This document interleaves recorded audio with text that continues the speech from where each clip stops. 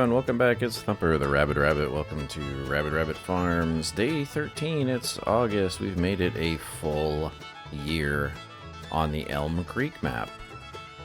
Let's go through what we've done so far and what we got going on. So we've got ourselves this nice big field 30, ready for some replanting work. Oh, it's covered in weeds. Well, ain't that some shit. Okay, well, thought we were going to add fertilizer to it today, but it looks like we're going to need to do some weeding before we plant. So we're going to get to that, but we also have our other 5 farms that are all looking dark green. Should be ready to harvest grass from tomorrow.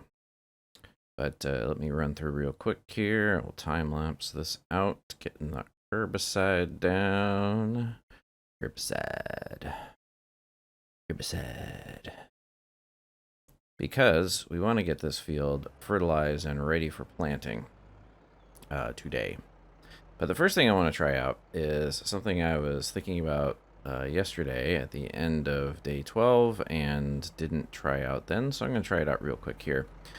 For the pigsty, you need straw for which to make manure, and I think it's needed for the slurry also, but I'm not 100% sure. I think it's already, I don't know if it makes slurry without that. But I know you're supposed to have it. I have these straw bales that I made from leftovers on a contract job. And I put in my loose straw that I had into the pigsty, but I don't know if I can put a bale in here. The input marker seemed to suggest, oh god, oh, this is going to be way uphill. Oh, there we go. All right.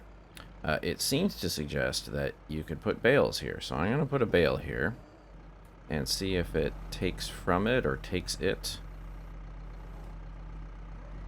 Doesn't seem to be just changing at all here, just being in the zone. So I'm assuming it's smart enough to not take it from me while I'm just driving by, as it were. So I probably have to get it off the fork. What am I doing?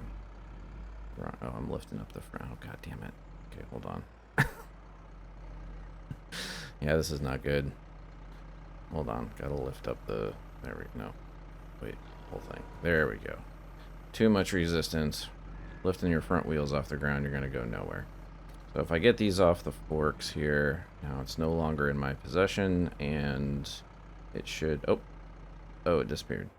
I think it took the whole thing. Yeah, it sure did. 11,113, so that's our total there. And there's a straw. And we got all our grain in there too, so looks like that should take care of the piggies for a little bit. We'll come back to their food sources in a minute here. In fact, that is why I'm fertilizing field 30 here. Field 30 was our wheat harvest, and we got a bunch of wheat grain in a silo now for food, but we need a couple other types of food for the pigs. And 2 of those I want to do here. I need a root crop also, which I'm going to figure out later, but for the other 2 types, I'm going to get the base food and the protein, and those are going to be canola, which I'm planting here.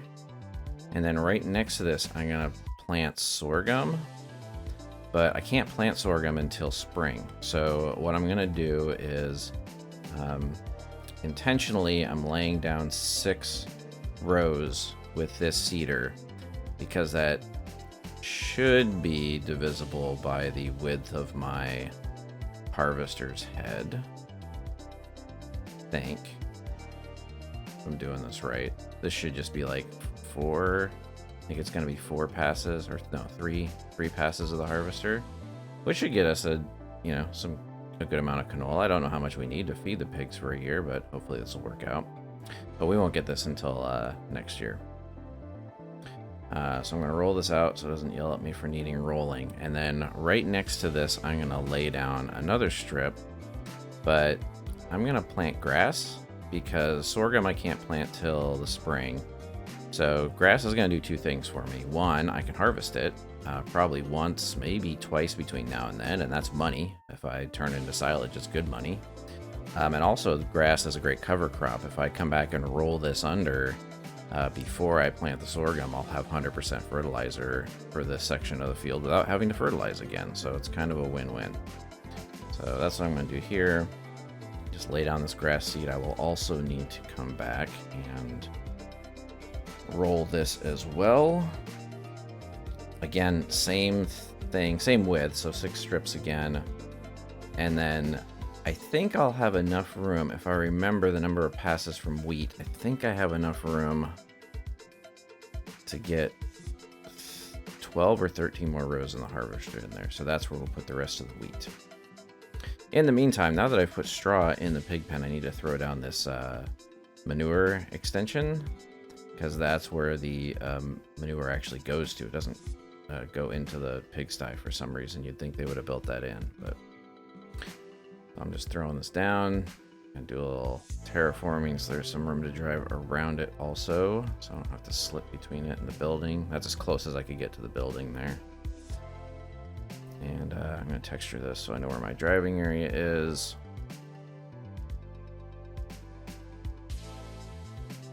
Yeah.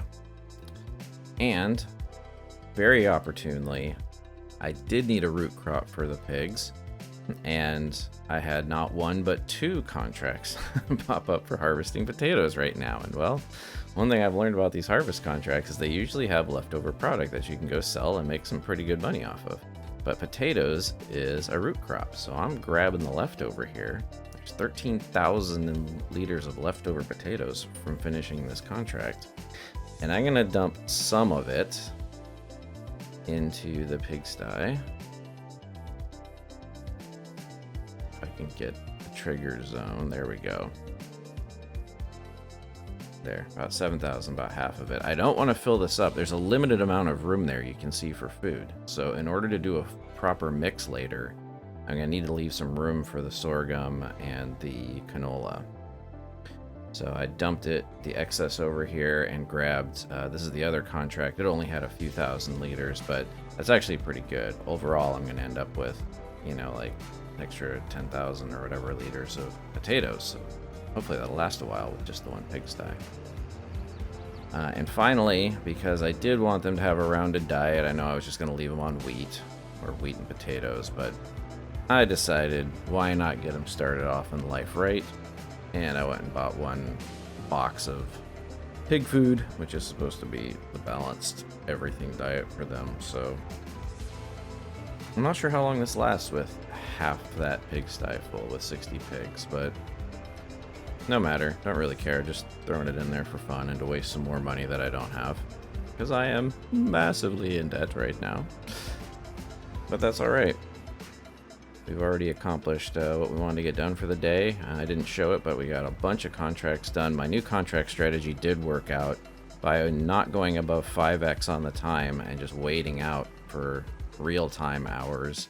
A lot more contracts did actually come available today, so got a little bit better contract income. Not a lot, but there's a few more that popped up during the day. So, as you can see, we got our grass fields, we got our canola strip, we got our cover grass strip next to it that we're going to put the sorghum in the spring, and then next month we can plant the wheat in the rest of that field. So we'll get a lot of wheat. We may end up selling excess of that off because I don't think we're going to need quite that much since we have so much already. Wheat will be September, sorghum will be April. So yeah, we may very well get 2 grass harvests in before then. Possibly. I'll have to see how that goes. Spent $1,200 a day on a new weight for the back of my tractor. Sold off the old one for a little bit there. The construction cost is that manure heap.